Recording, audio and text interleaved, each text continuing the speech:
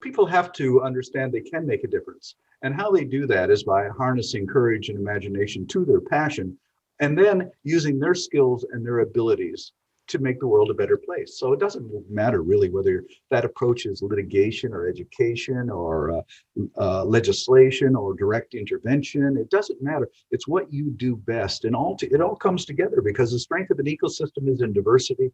The strength of any movement must be in diversity. And it's that diversity that really brings about change.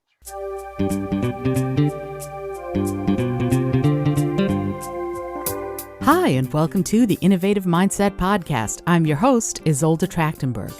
On the show, you get my conversations with peak-performing thought leaders, creatives, and entrepreneurs. We explore how you can innovate through creativity, compassion, and collaboration. I believe that innovation combined with compassion and creative thinking can save the world, and I aim to bring you ways you can do it too. If you're enjoying the show, I'd be super grateful if you can support it by buying me a cup of coffee. You can buy me a cuppa at buymeacoffee.com/Isolde T. And now, let's get on with the show.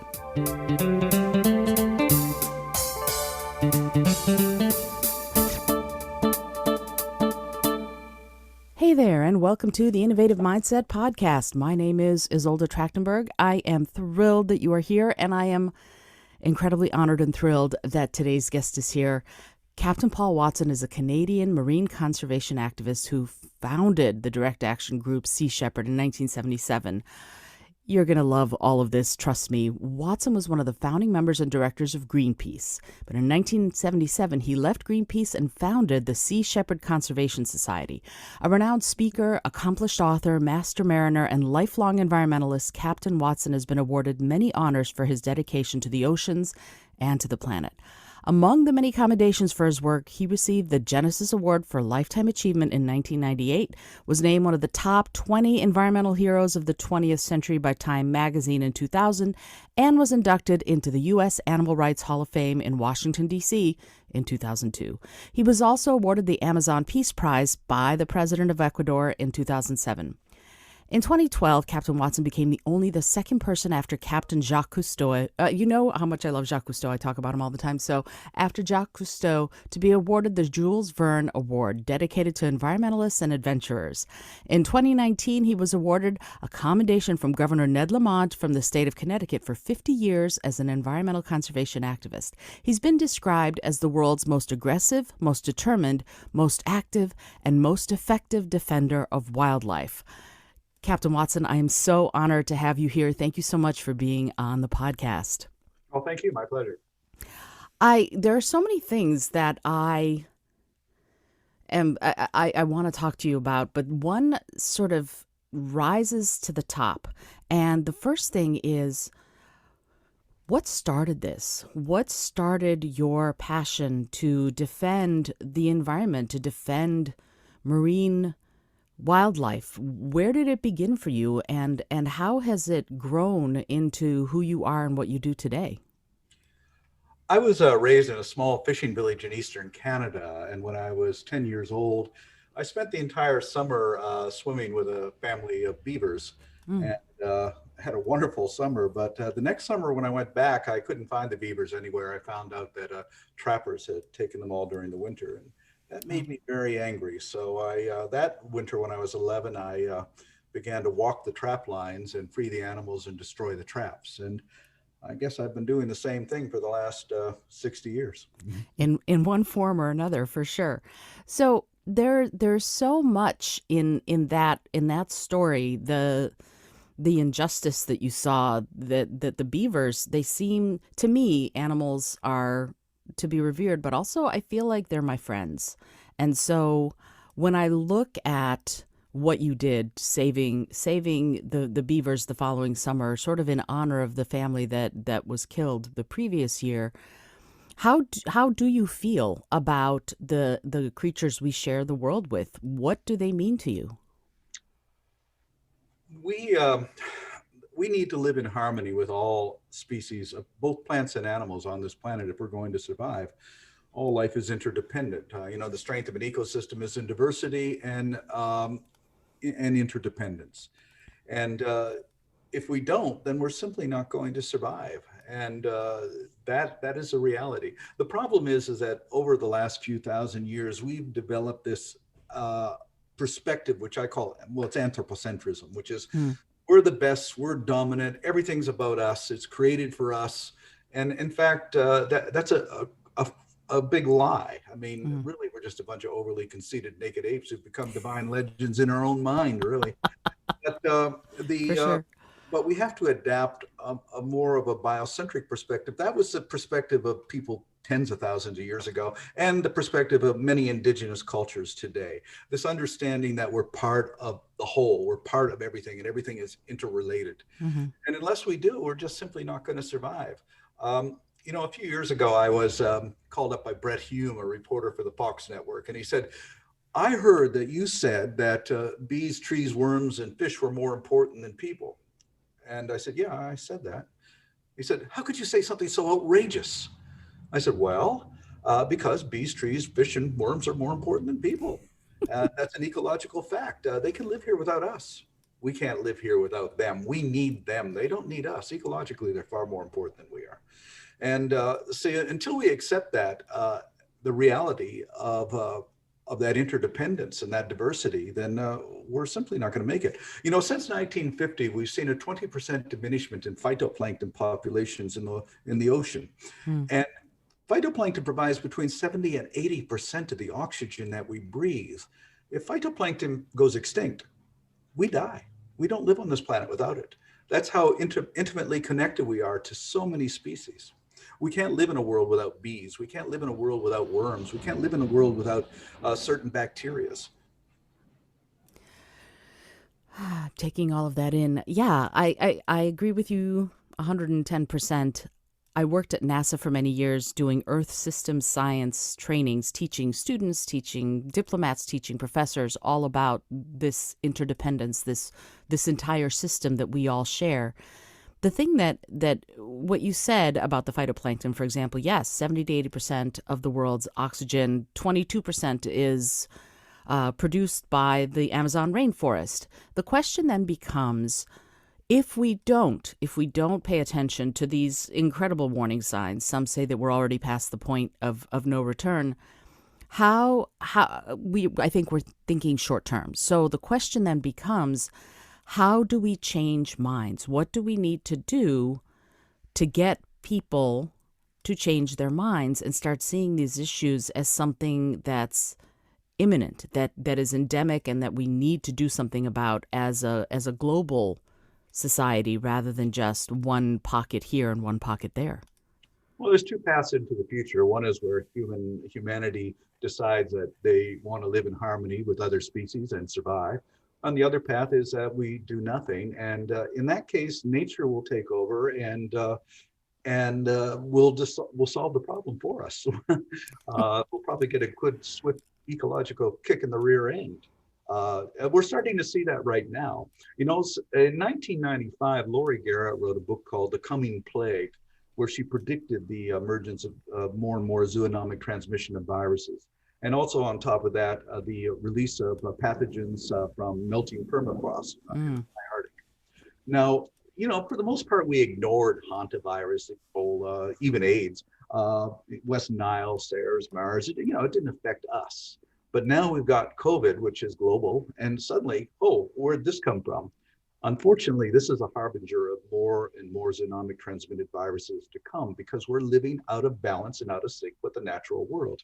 Now, the reason this is happening is when you destroy or diminish ecosystems or species, the viruses associated with those systems, with those species, they have to go somewhere. And 8 billion of us, we're a pretty attractive host. mm, That's where they're going to come. They're going to go to. So animals which are close to us, like anything from bats or or chimpanzees or pigs or whatever, they're going to transmit those viruses.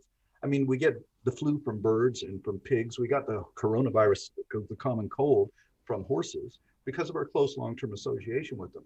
But now we're going to see more and more of that. And unfortunately, vaccinations are a band-aid. They're not going to solve the problem. The only way this problem is going to be solved is by the protection of ecosystems and the protection of species and that interdependence. I Yes. 1,000 times yes. And yet I keep coming back to that idea of what rational, what practical steps could we lay out as the first step? What could we, as people who are going, wait, this is important. These are harbingers of really bad things to come. Well, Yes, we can terrify people, but what is the first step that someone could take who goes, okay, wait, let me try and do something about this? we can't depend upon governments because politics is the art of the possible. That is, politicians have limits to what they can do, or else they Hmm. fall in favor and they're no longer there. Uh, it really comes down to the passion, the imagination, and the courage of individuals. That's what changes the world. That's what's always changed the world. And I'm seeing this more and more with many people, young people especially, dedicating themselves to protecting this ecosystem or this particular species. Because of Diane Fossey, we still have mountain gorillas in Rwanda. Because of David Wingate, the Bermuda storm petrel did not go extinct in Bermuda. And look at what Greta Thunberg, who's a 16-year-old, has accomplished as far as talking about climate change and that. Really, it's individuals that change the world. And I always say that the solution to an impossible situation is to find the impossible answer. Now, in 1972, the very idea that Nelson Mandela would become president of South Africa was impossible. It was unthinkable. And yet the impossible became possible. So that's what I hold out, that people will come up with solutions. But it's going to come from the imagination and the courage and the passion of individuals. It's funny. This show's called the Innovative Mindset Podcast, and I focus on talking with thought leaders and creative people who are looking at sustainability, environmental conservation, and creative ways to come up with these solutions. And I talk to people who are doing bartering apps and storytelling apps and conservation apps and vegan review apps and all of this. So it is happening. And yet the next generation, the children, a lot of times are growing up, not their fault, but they're growing up ignorant of what these realities are in many ways. So if you were going to be talking to a class of fourth graders, what would you say to them to spark their interest and curiosity about these topics? Well, if they're fourth graders, I would probably not say too much to them. I'd probably just ask them what they think, what they feel. Children are born with a natural intuition, an understanding of the natural world. To give an example, way back in the 70s, I had the opportunity to speak to a school in the Queen Charlotte Islands. It was on a Haida Indian reservation. And in the morning, we spoke to kindergarten and middle school in the midday and the seniors in the evening. Now, here's what I discovered. I walked into this kindergarten class and I said, how many of you kids speak Haida? Every one of them did. How many kids know anything about whales? Didn't have to say a thing, just listen to all their stories about whales. By mid school, by mid school, the mid school children, they only half of them spoke the language, only half of them cared. By the time we got to the seniors, nobody spoke Haida, nobody gave a damn. So what we did was we took these incredibly beautiful, wonderful, intuitive children and turned them into complete morons through our educational systems. We need to let children explore the world on their own. We can't be telling them what to think and what to do. And we certainly shouldn't be deterring them from exercising their passion. When I was a child, I cut up a map of the world and I put all the continents together. And I said to the teacher, I think all this was all one big continent one time. And she said, oh, that's just stupid. And I was right. It wasn't that I was smarter than her. It just made sense to me at the time. Mm. She was taught, basically going on what she had been taught. I also remember saying as a kid, I think dinosaurs had feathers. I think they were actually birds in many ways. And, I was partially right on that. And again, it made sense to me at the time. And that's what I think that children have the ability to do, make sense of the natural world through intuition. And we should encourage that. I love that the kids, at least some of them, knew the language, and it is tragic to me that the older kids didn't, that they'd forgotten it, that they'd left it behind.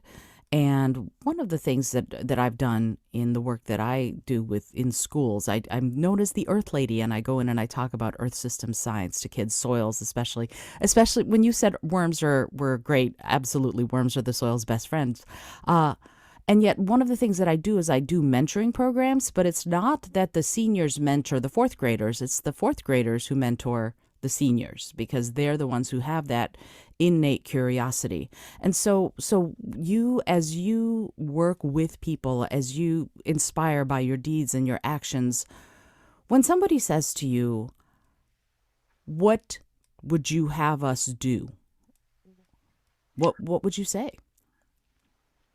People have to understand they can make a difference. And how they do that is by harnessing courage and imagination to their passion, and then using their skills and their abilities uh, to make the world a better place. So it doesn't matter really whether that approach is litigation or education or legislation or direct intervention. It doesn't matter. It's what you do best, and it all comes together because the strength of an ecosystem is in diversity. The strength of any movement must be in diversity. And it's that diversity that really brings about change. Yeah, different perspectives and different ideas for sure. And people are innovating. They're trying for sure also. And yet, this last year, so many of us have been in the house and trying to trying to innovate from behind the desk because we couldn't go anywhere. And yet you put out this new piece called "Dealing with Climate Change and Stress," and it was this year during COVID times. Can you talk a little bit about what you mean by climate stress and what decided you on creating this work in 2020 when we were all shut down? Well, I think that people are, undergo or experiencing stress because they feel that things like COVID and climate change are impossible to deal with, and it's difficult to face those realities. And you know, if I go way back to 1973, I learned a very valuable lesson. I was a volunteer medic for the American Indian movement during the occupation of Wounded Knee in South Dakota. Mm, We were surrounded by 3,000 federal agents. They were shooting at us. They had killed 40. They had killed 3 and wounded 46. And I went to Russell Means, who was the leader of the American Indian movement, and I said, "Look, we don't have a chance of winning. The odds are against us. It's overwhelming." And he looked at me and he said, "Well, we're not concerned about the odds against us, and we're not concerned about winning or losing. We're here because this is the right thing to do, the right place to do it, and the right time to do it. Don't worry about the future. Concentrate and focus on the present. What you do in the present will define the future." So that's what the message I try to get across is: focus on what you can do today and don't worry about, the future. The future will be defined by what you do. I love that you said that. It's funny. I don't know if you know who he is. Tom Peters, who is a leadership expert. He works with people to help them be leaders, and he thinks about sort of a work, help your people first kind of leadership in companies and all of that. And he said the other day when I interviewed him, he said, "Excellence is in the next 5 minutes. It's what you do.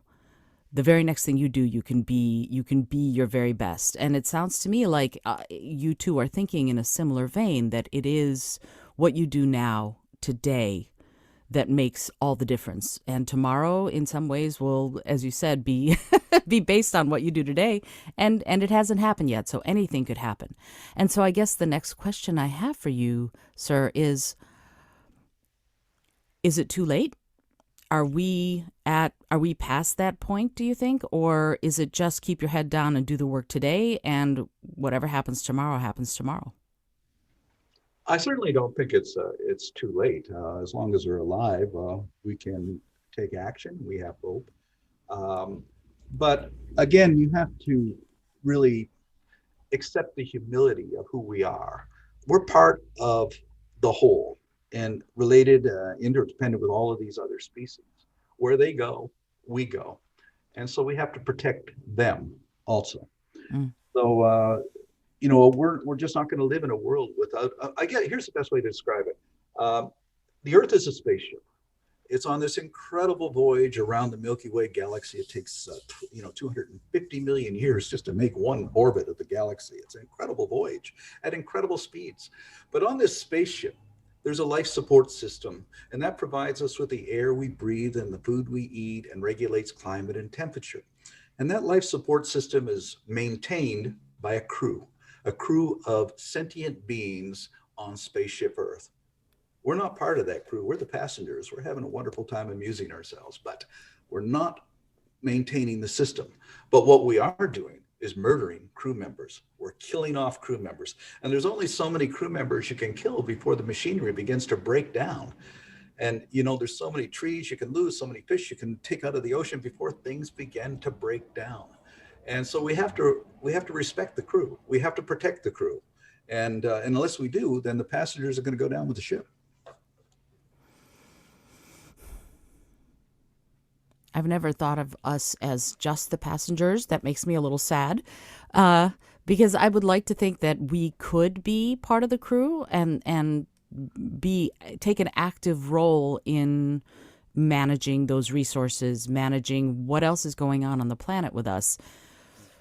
Well, we Turning, could. tur- We could.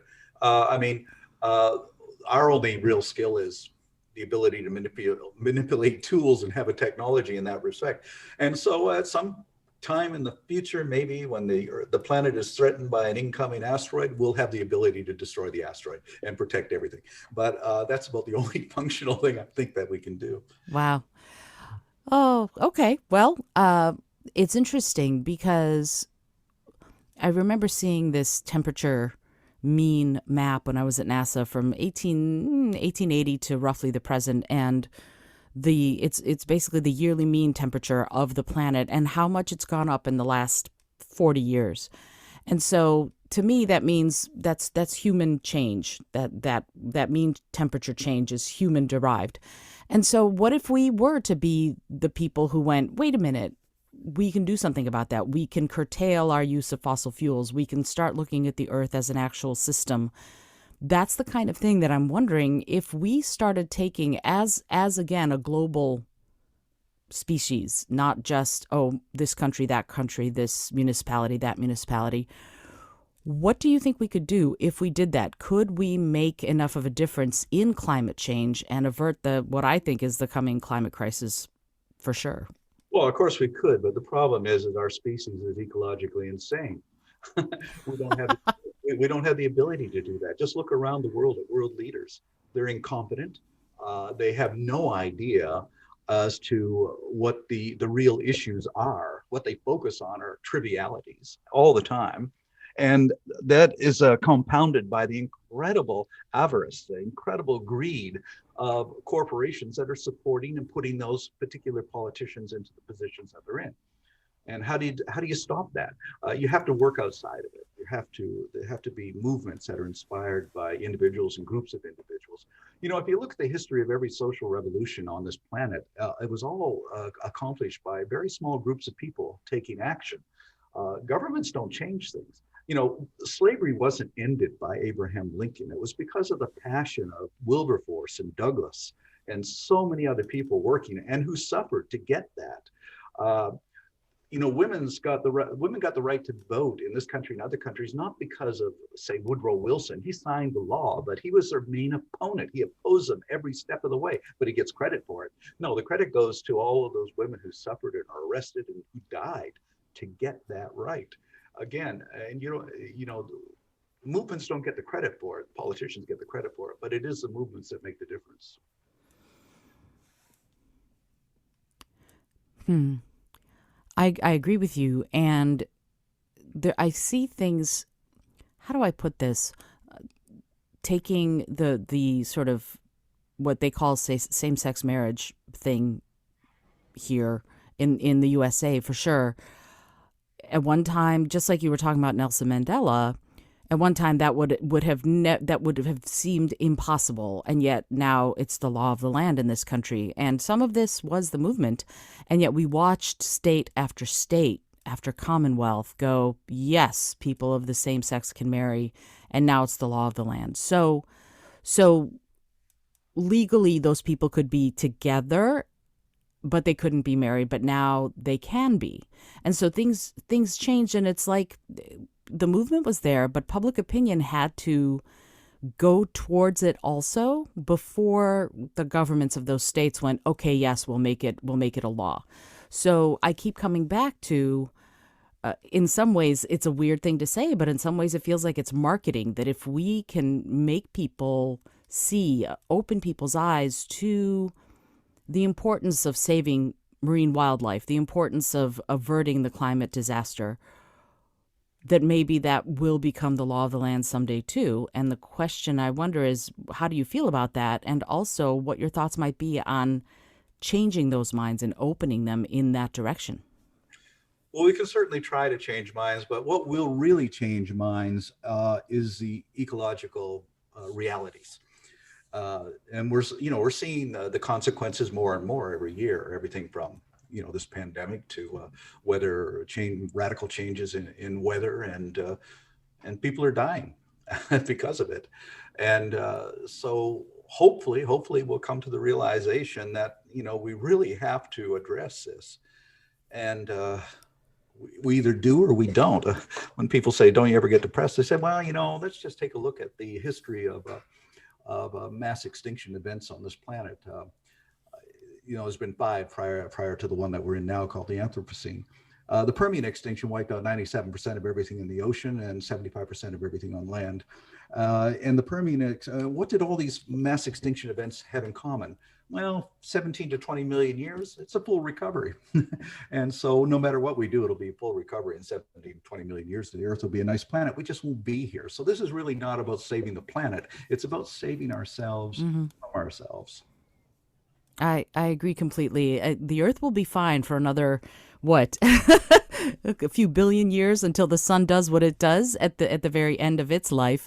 The planet should be okay. It's the species who live on the planet that will suffer and die out. And that's the thing that as I said, I feel like I'm parroting you and going, yes, yes, I agree, but I really do. And yet the thing is, again, even if the planet will be fine, it's so hard to explain this. And this is a concept I've been struggling with when I go to schools and I talk about this stuff. And that is that, like you say, we have COVID, and we can look at it and say people have died and it's a pandemic and it's terrible. And yet making the connection to the earth, to climate change, to habitat degradation, all of that's the thing that is hard to do. That to attribute it into the appropriate place is a hard thing to do. And I'm wondering what your thoughts are on making those connections. I think the only way it's going to happen is that we have to let go of anthropocentrism. We have to embrace biocentrism. And because it's anthropocentrism which has led us to this. That is, this understanding that we're all important, that we're dominant. Every single religion, dominant religion, I'm talking about indigenous cultures, but every single dominant religion on this planet holds the position that we're superior, that we're created in the image of some God that we created, that we're better than everything else, that we belong here and nobody else does. That they're all anthropocentric perspectives that have to be eliminated if we're going to be able to survive, because it's a form of insanity.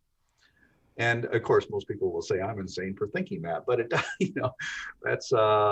but that is the reality. It's a form of insanity that we believe that we're better than anything else. I was speaking at the University of Texas one time, and this guy stood up and he said, this is ridiculous. We don't need other species. We got technology. We can survive on our own. And I looked at him. I said, what do I see when I look at you? Do I see an individual? Are you an individual? He said, well, yes, of course I am. I said, no, you're not. Half of your body at least are other animals, thousands of different types of microbes and viruses and fungi that are circulating around you. You are a symbiont.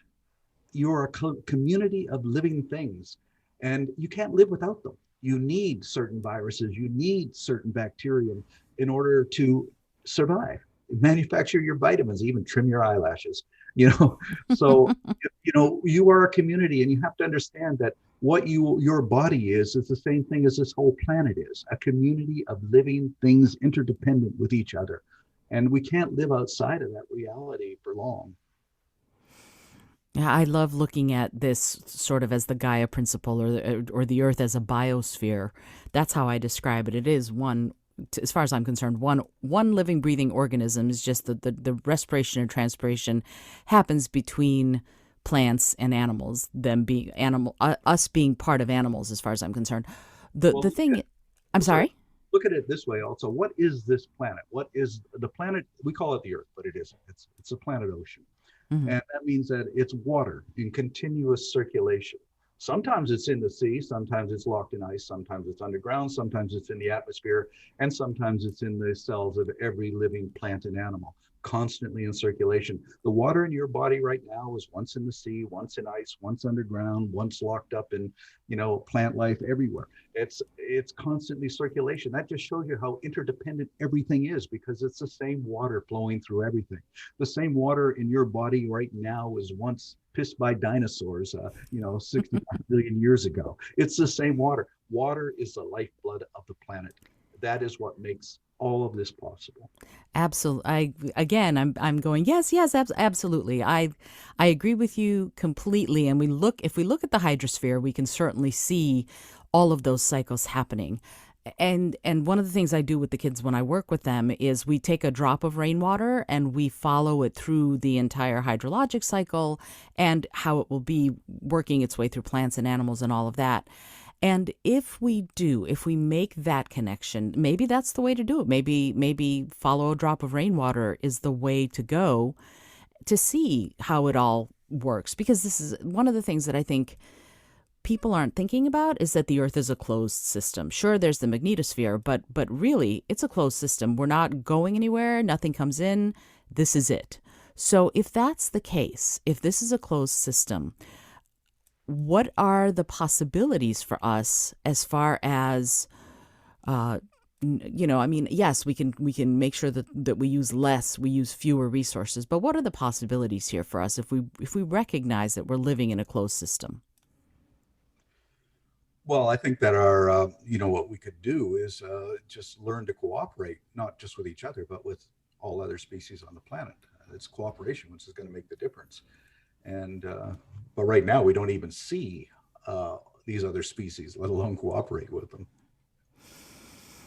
Something you said a minute ago really ties into what you just said now, and that notion of being told by the dominant religions that we are the dominant species, which I don't agree with actually on a kind of a silly level, but I think the mosquito is dominant to us. They feed off us all the time.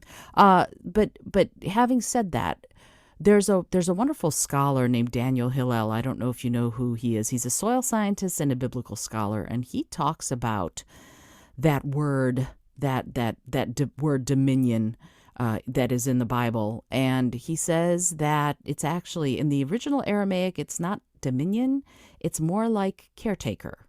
That the word for humans in relationship to our environment was that we were supposed to be caretakers, not have dominion. And I wonder if we were to look at it from that perspective, what would change? What are your thoughts on that?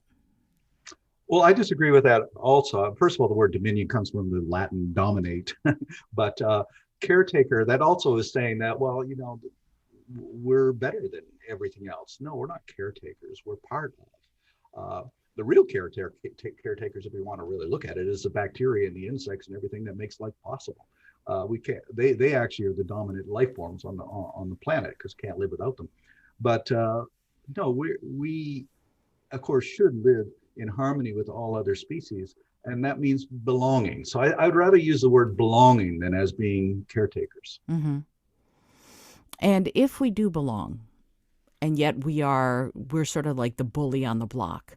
What what can I do today? Short of here I am, I'm speaking with you and hopefully getting the word out to many more thousands of people about your perspective on things. What is your advice for someone like me who as I said, I work with kids. What can I be doing differently than what I'm doing now to further this cause?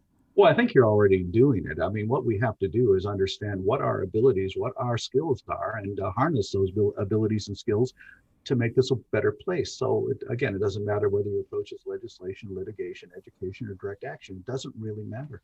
But you do what you do best, and also understand that you can make a difference. Each and every one of us can make a difference, and not to. You just need to feel empowered. Many years ago, about 30 years ago, I got a call from a man in Scotland, and he said they're killing gray seals here in the Orkney Islands. What are you going to do about it? I said, I don't know. I'm on the other side of the planet. You live in Scotland. What are you going to do about it? And he said, well, what can I do? I said, well, okay. So we helped him put together a Sea Shepherd group.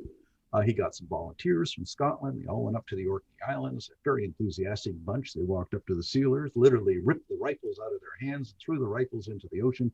They all got arrested. We had a wonderful trial. They all got acquitted and everything. And we raised so much money from the publicity that we bought the island, which is now a seal sanctuary. All because one guy said, well, what can I do? We can, each and every one of us can make a significant change in the way things are just by simply having the passion to proceed and to go for it. But it takes a shift in perspective to like you said, to empower yourself that I can make a difference, whatever that difference is. And when you started with the family of beavers, you went from there to Greenpeace to the Sea Shepherd Conservation Society. Each thing was sort of an intuitive leap, I imagine, that you went, what else can I do, or how else can I do it? What inspired you to do that? What inspired you to go, the Sea Shepherd Conservation Society, this is what I'm going to do. This in many ways is going to be my life's work. Here I go. Well, it's learning lessons along the way. Like I said, I learned a very valuable lesson from Russell Means of the American Indian Movement. What I learned from Greenpeace is that, we had a great idea, but what I learned was that protesting was not for me. It was too submissive. Mm. It's like, please, please, please don't kill the whales. And all we did was hang banners and take pictures. No, I needed to intervene. And so I set Sea Shepherd up to intervene, but also to do it in a strategic way. So that's why I developed this thing called aggressive nonviolence. Mm. That is, we're going to be aggressive, but we're not going to hurt anybody. And after 42 years, we've kept true to that. And we've shut down hundreds and hundreds of illegal activities. We're basically an anti-poaching movement. But and I also don't pretend that we're going to save everything by ourselves. We're just doing one small part. The real change is going to come from literally millions of people at hundreds of thousands of different groups and organizations addressing the problems overall. And it takes the knowledge that they should or that they can, I guess. And that's it's, to me, part of the work that you've done with the writing and the films and the documentaries has been about that, has been about this notion of raising that awareness. So direct action with the Sea Shepherd for sure, but then also you have an inspirational part of this. Certainly I'm getting to talk with you, and I'm inspired to do more. And so the question is, if somebody wants to get involved further with the Sea Shepherd Conservation Society and sort of put their money where their mouth is, if you will, what's the best way to do that? Well, right now we have about 250 volunteers from 25 different countries on 12 different ships that are around the world. So people can apply to crew on the ships, or they can be shore supporters in working with any of the Sea Shepherd chapters around the world. And that arranges everything from raising funds to support the ships to cleaning up marine debris on beaches and doing talks in schools, on and on. It's quite a diverse sort of thing. But people can certainly get involved.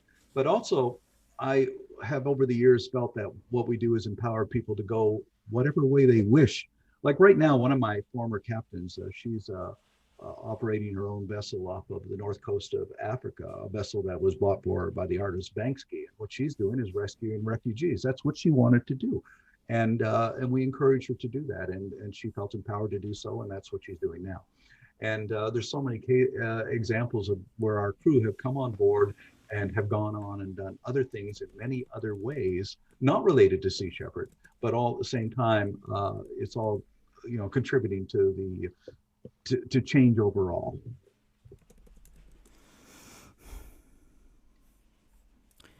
It comes back to, I'm sorry, I take a second to sort of take in what you're saying and really ruminate on it, because the power to make that change, it sounds like you believe, lies with each individual person. And then the direction it will take will be, again, up to that individual person. As there's a wonderful quote, I don't care what you believe as long as you believe in something. And in some ways that seems to hold true here too, that if your mind and heart is open, then you can take action in whatever way that will work. However, the thing that I'm concerned about, and this is from someone who works a lot with inner city, and I come back to students because they are the caretakers belonging of today and tomorrow, and so I want to know how I can get them while they're young, and get them thinking.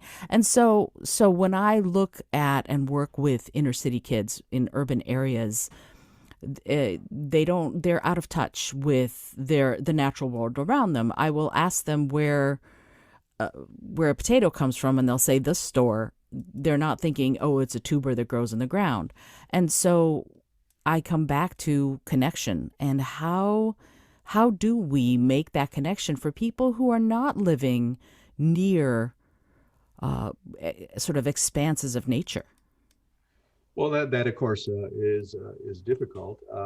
One of my former crew members, he passed away, but he was with a thing called the Student Conservation Society many years ago, and he had an amazing program where you go up into the wilderness up in Washington State, and for 1 week he would have mentally challenged children there, and he'd teach them how to make campfires and camp out and everything. But then on the second week, he would bring in kids from the inner city. And of course, the first thing that these kids from the inner city did, because they didn't know any better, then was to make fun of the mentally challenged children. Well, that lasted for about a day until they realized they didn't know how to make a fire and they didn't know how to pitch a tent. And they had to learn from those children. And that really taught them to respect people, and not just based on what their preconceived notions are, but looking at, well, they can do something that I can't do, and I'm going to learn from them. I always love mentoring, especially when it comes from someone either differently abled or younger than you, because boy, can they teach you. I often learn more from the students than I teach them when I go into schools, because their perspectives are often from that curious place. We just have to unlock it, and then immediately something happens. And I remember this one time going back to worms. The there were a bunch of kids, and they, ew, worms, gross. And then we talked about and explored what the worms do for the soil, and how that soil then grows all the food that will get you your potatoes, that will get you then your French fries. All of a sudden, it was, oh, we have to take care of the worms because they're the soil's best friend. And that shift in perspective was everything. And so I love it if you could talk about, if that's, I'm sure it's happened to you because you're helping it happen to me right now. When you see people's eyes open, what happens within you? What is the, I don't want to say payoff, but what is the transformation that happens within you when you see someone else transformed? Well, quite honestly, I've never really thought about it. It's I'm just doing what I'm doing, and if that inspires other people, then that's nice, and it makes for a better world. But also, I'm learning from other people too, and learning all the time, especially from young people. I learn an awful lot. So it's really an interchange of ideas and perspectives, and sharing of experiences. Yeah. It's, yes, again, I'm your yes woman from now on. Everything you say, yes, yes, I agree. But let me ask you about something that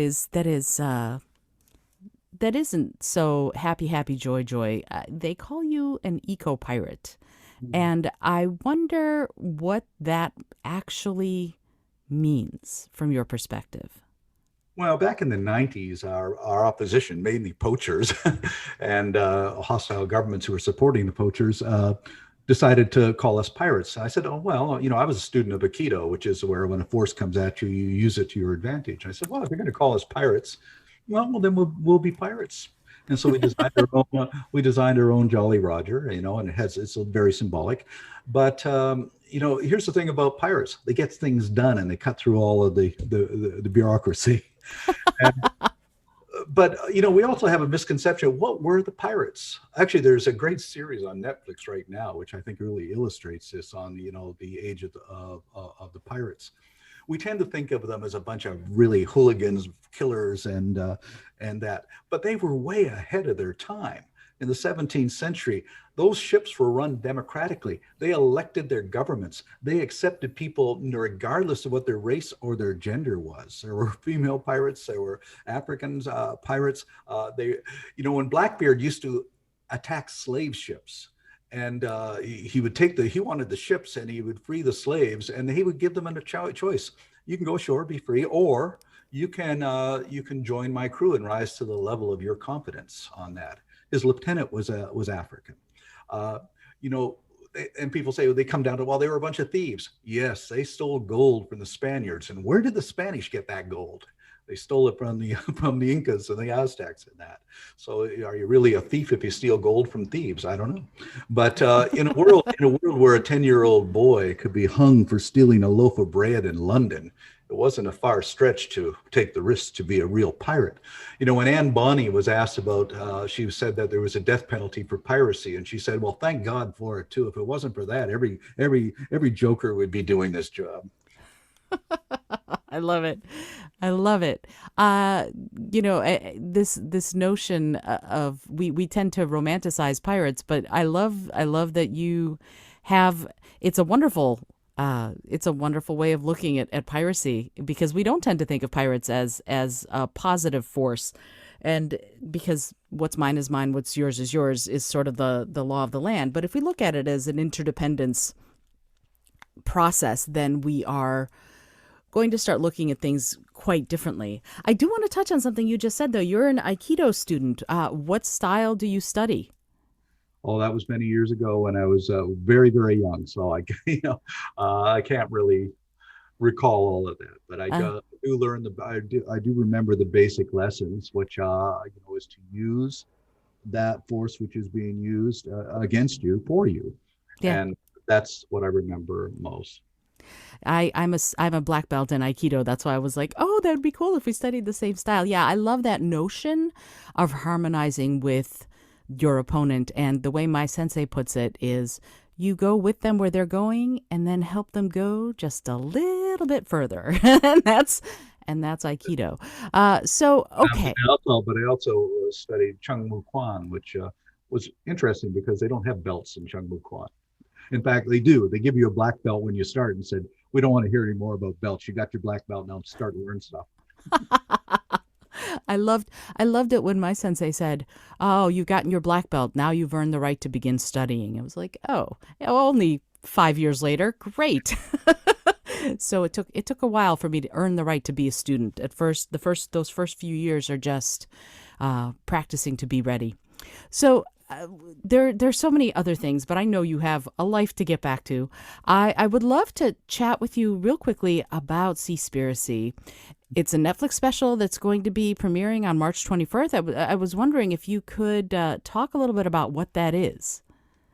A few years ago, Kip Anderson did a film called Cowspiracy, which was to really expose, all of the problems with the meat industry. And he is now producing this film called Seaspiracy, which Sea Shepherd is co-producing, and that's directed by Ali Tabrizi. And what it is to show overall, globally, the destruction caused by marine ecosystems from industrialized fishing and by poaching, but also industrialized fishing, and really to make people aware of just things that they're just not aware of, for the fact that a good 20% of all of the fish taken out of the ocean isn't even eaten by people. It's fed to chickens and to pigs and to domestic salmon. So we live in a world where chickens are eating more fish than all the world's puffins and albatrosses put together. And it's just showing the diminishment, the escalating diminishment of fish species after fish species over the last 40, 50 years, and what that means. If the fish disappear, the ocean collapses. And if the ocean collapses and dies, we die with it. So it's very important that we deal with that. Right now, there's 4.5 million fishing vessels out on the ocean, setting lines and drift nets and nets so much that it could go around the world numerous times.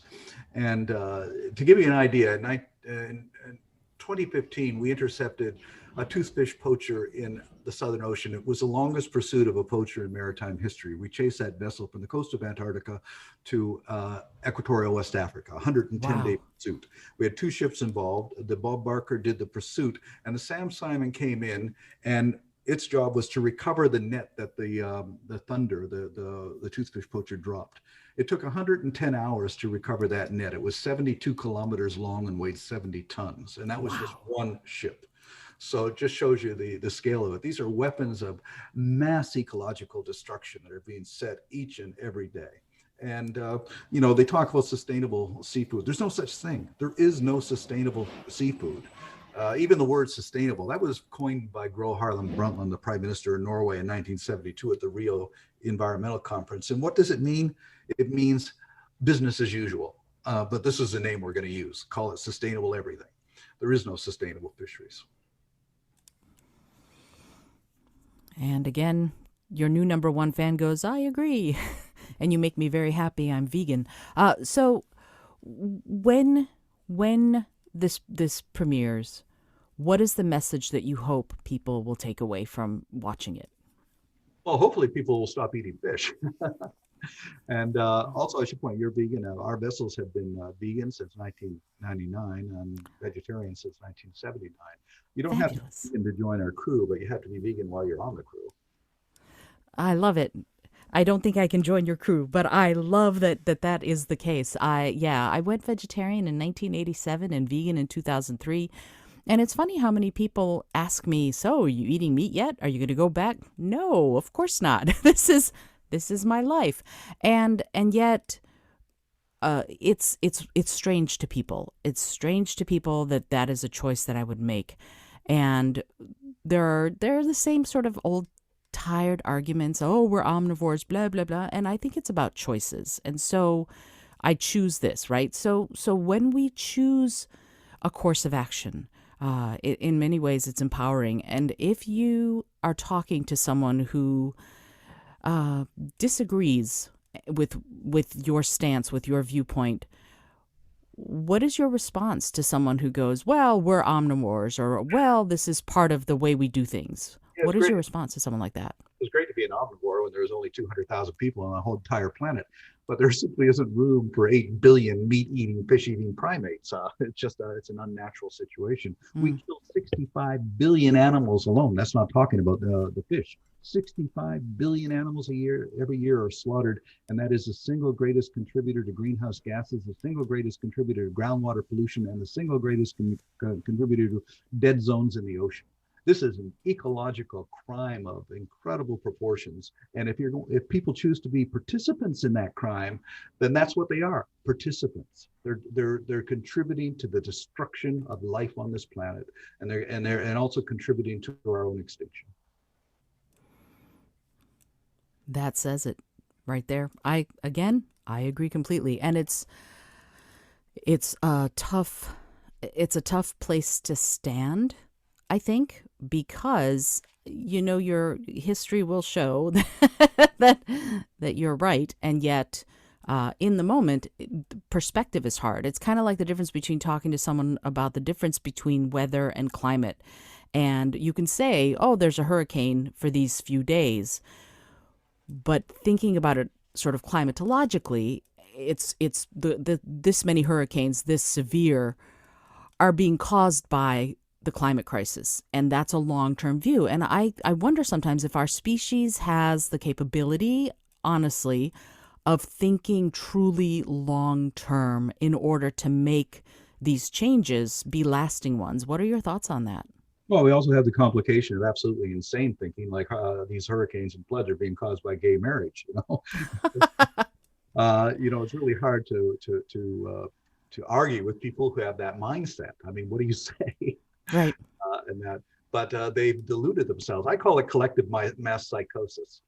And this is which is one of the main problems in the world, is this uh, enslavement to these philosophies, which just make no sense ecologically or anything else. They're just insane. Yeah, and then I again because I end up talking to teachers and school administrators a lot about the show, the presentation I'm going to do for kids. That's something that I'm constantly in that space of having to talk about. That this notion is no, climate is long term and we have to think about it long term. And the other question, and I only have just a couple more, I promise. The other question that I wonder about is critical thinking. Is this notion that we can evaluate and assess something objectively and look at the facts and make our decisions based on those facts? I mean, you're a wealth of knowledge, and yet what you're calling upon people to do, and correct me if I'm wrong, is to think critically, is to go, I'm going to look at this dispassionately and see if I can change something about the way I'm doing things or the way I'm thinking based on years, decades of a different way of thinking. So when you meet that resistance, what is your go-to response? What do you say? What do you do? Well, it is difficult. Years ago, I was an instructor at UCLA. I had a course, an honors course on science, technology, and ethics for the 21st century.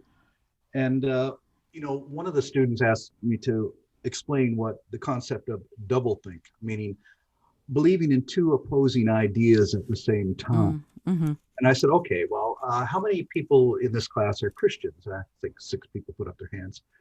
I said, how many gods are there? They said, well, there's only one God. I said, really? Who's Satan? It's an omnipotent power, strong, so strong that even this God can't deal with it. It's a God. And what are all these angels? You guys have more gods than all the Hindus do, and yet believe in only one God. How can you believe in one God and yet believe in thousands of immortal beings who are technically gods? And I said, there's no difference between this and believing in Zeus and the family of gods that comes with it.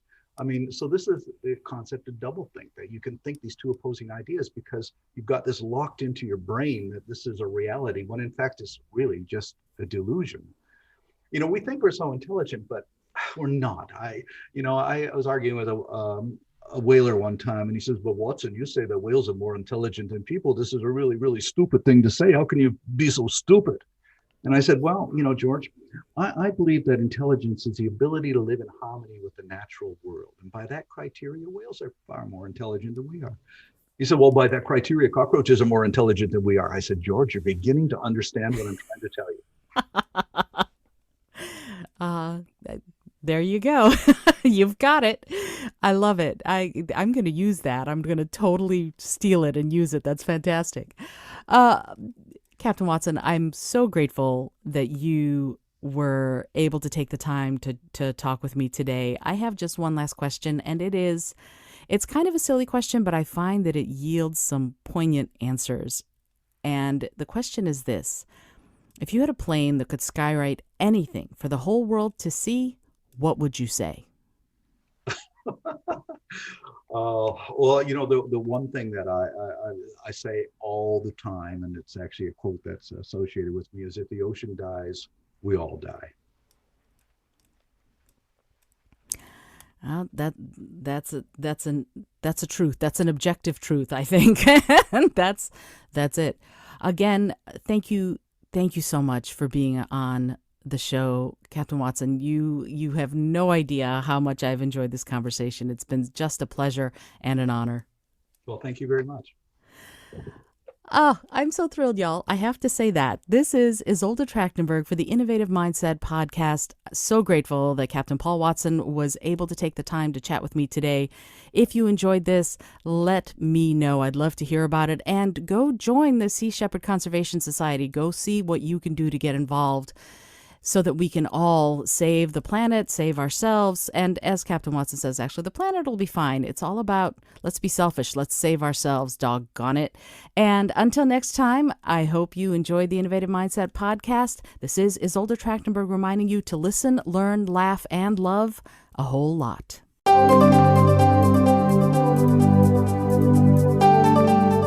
Thanks so much for joining me today. I really appreciate you being here. Please subscribe to the podcast if you're new, and if you like what you're hearing, please review it and rate it and let other people know. And if you'd like to be a sponsor of the show, I'd love to meet you on patreon.com/innovative mindset. I also have lots of exclusive goodies to share just with the show's supporters there. Today's episode was produced by Isolde Trachtenberg and is copyright 2021. As always, please remember this is for educational and entertainment purposes only. Past performance does not guarantee future results, although we can always hope. Until next time, keep living in your innovative mindset.